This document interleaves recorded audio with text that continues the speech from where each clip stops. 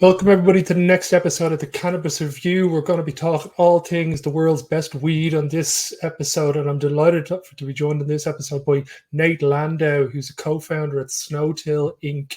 Snowtill have developed a unique cultivation method that we're going to discuss here in the show. So, Nate, thank you very much for joining us. Thank you for having me. Delighted to have you on, mate. I was doing my research, and as I kept coming across more photos and videos of your products, I was salivating at the mouth looking at how beautiful and amazing they look. So I said I had to get you guys on to discuss exactly what the key to the secrets are and maybe help educate the audience. Can you maybe give everybody a quick, in under 60 seconds, how you guys came to create Snowtill and what are the main objectives of the company? Absolutely. So no-till in general was created by Masato Fukuoka, a Japanese scientist in the 50s, and it's the next generation of organics. It's called natural farming. So we build our own soil once. It lasts for 13 or 14 cycles. It's a whole ecosystem where everything's alive, and this has three main benefits. It allows the plants to maximize its genetic potential because they take what it wants when it wants it. The second one is it's very sustainable. This close to zero waste. So all our leaves, stems, everything goes right back on the soil. And the third thing is it cuts out a lot of the production, startup costs and production costs and really simplifies it. We pretty much give our plants plain water. Okay, amazing. That's great. So I'm going to move straight on to the first topic, and it's unique cultivation methods. Can you explain to everybody maybe what is no-till farming and the method that you guys use? So most modern agriculture, people till their soil in between each cycle, and that breaks up the soil food web in the soil. So what we do is we harvest our plants and all the plant material gets put back on top of it. And then the roots get to decompose in the soil, and it's already created the mycelium pathways. So when we put in the next plant, they get to follow the plant where the root system that was already there. And as you know, most of the nutrients are in the roots itself. So what we do uniquely is most of it's done outdoors or greenhouses, and we do it indoors. Because quality is really, really important, and the control you get indoors, you just can't get. We've grown in every single methodology possible, and doing no-till living soil indoors is the way that we found produces the highest quality product. Okay, amazing. So in terms of cover crops, they're only required, let's say, for outdoor cultivation. That indoor cultivation, it's more about the essence of the soil is which is going to give you the best product. Yeah, and we do have a rice hay as our mulch. That's the main source of nutrients for the soil. So we're not feeding the plants directly. We're feeding the microbial life that's in the soil, and the microbial life has a symbiotic relationship with the plant. Okay, amazing. The next topic I want to jump on to is cultivating with aesthetic. Now, for anybody who hasn't seen any of the Snowtill products, the website is just down below there. I highly recommend you go and watch the videos and the products that they've got. What are, let's say, the top two parameters that you guys set when it comes to the end aesthetic of the flower that you're going to sell to the consumer? So, as you know, the devil's in the detail. High-end handbags are still sewn by hand and not by machine. And we treat every single bud with love. And it is important. The reason why we call Snowtill because it looks like our buds are snowy is, again, that's to do with the cultivation method. And we make sure we do the proper de-leafing and the right training and pruning to the plant. So every single bud gets the right amount of light. So every single one looks amazing. We have grading systems on our flowers, so everything that leaves our facility has to be grade A. Okay, interesting. So when it comes to the aesthetic of the plant, you obviously are using landrace previous strains. Who finds your, let's say, your genetics that you mix together, and what is the main objective that you look for when you're searching for a landrace? So the thing is, trends come and go, and by the time you chase a trend, it's already on the new one. So we stick to classics like our Motor Breath OG. There's a certain stuff that might drop in popularity temporarily, but always comes back because there's this certain effects that people are looking for at the end of the day with all the names and the hypes and the brand. When people consume cannabis, they're looking for a certain effect, whatever that is. We work with a handful of breeders, and for us, it has to obviously have a unique terpene profile. It has to look a certain way, and of course we're a for-profit business, so it has to have a certain yield. So I would say that would be the three things we're looking for when we test out new genetics.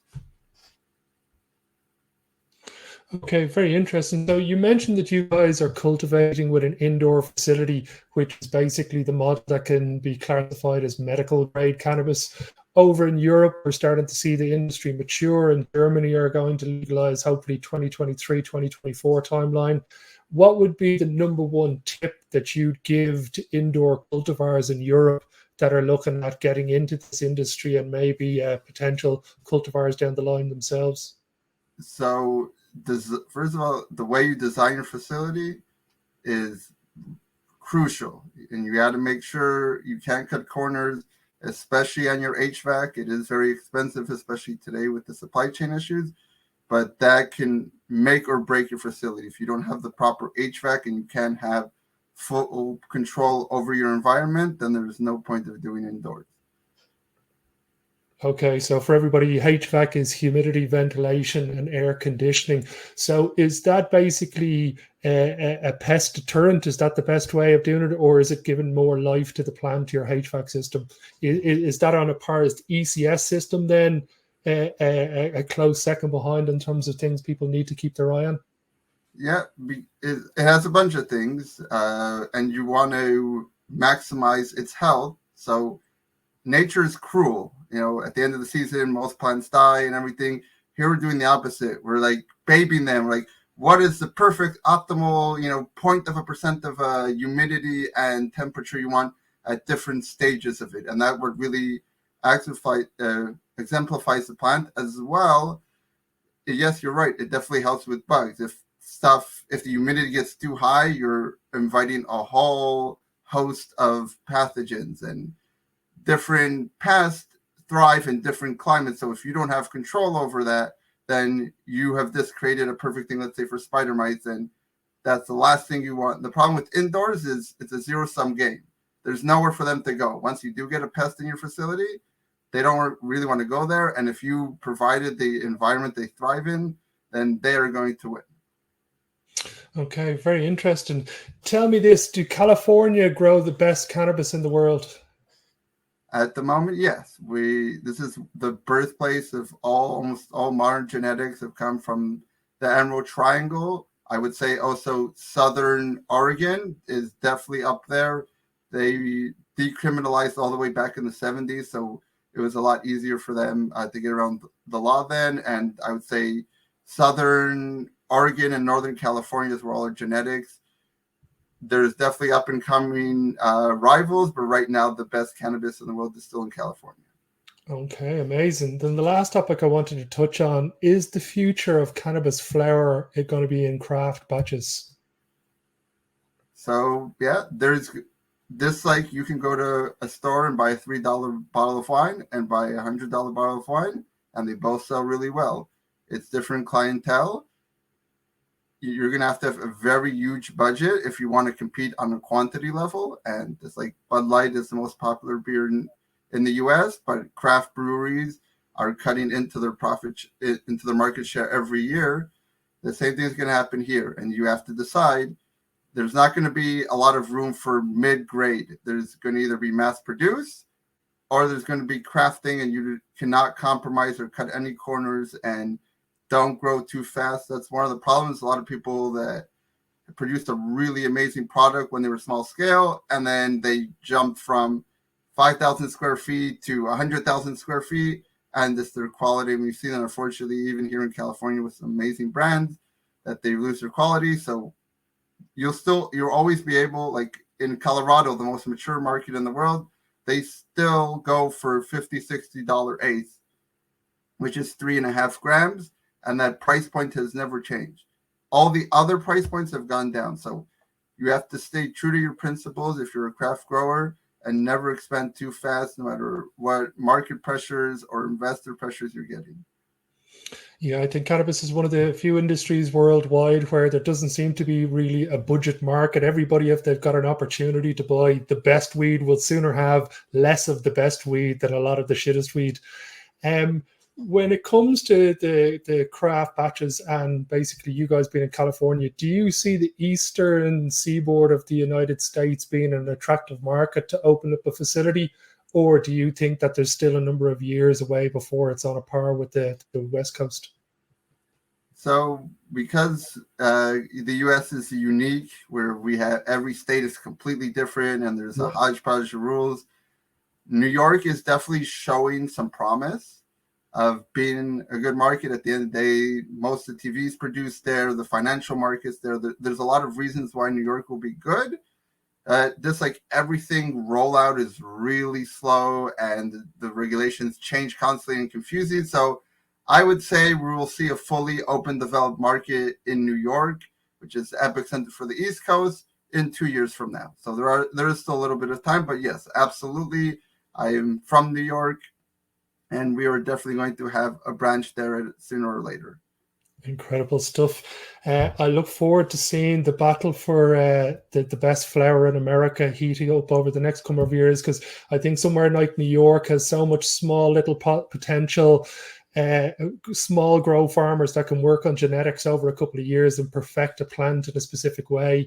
And it's going to be very interesting to see what happens, and not to mind then Europe with the history of farming that we've already got over here, when regulations allow people to advance and do some research and development about cultivation. It's going to be an exciting global industry over the next 5 to 10 years. Yeah, I'm really looking forward to it, where countries legalize it federally so there can be cross-border. Like right now, we still don't have interstate commerce. So even though the border is really tiny and between states and there really isn't a border, you can't do it because that border is federal jurisdiction. So can't wait till we have interstate commerce and international, where we can just be treated like any other industry, where you have to compete on quality, price, and service. I love to hear it. We've reached up our time now, but thank you very much, Nate, for coming on the show. It's very much appreciated. For anybody who wants to see what I was talking about with Snowtill, I highly recommend go visit their website. And if you're over the west coast of America, I highly recommend trying their flower. When you guys come to the East Coast, I'll be one of your first customers. So I look forward to keeping an eye on everything with Snowtill, and hopefully getting to chat with you guys over the next year and see your expansion plans and how everything's going. All right, thank you. Thanks for having me. Thanks for coming, Nate. Until next episode, everybody.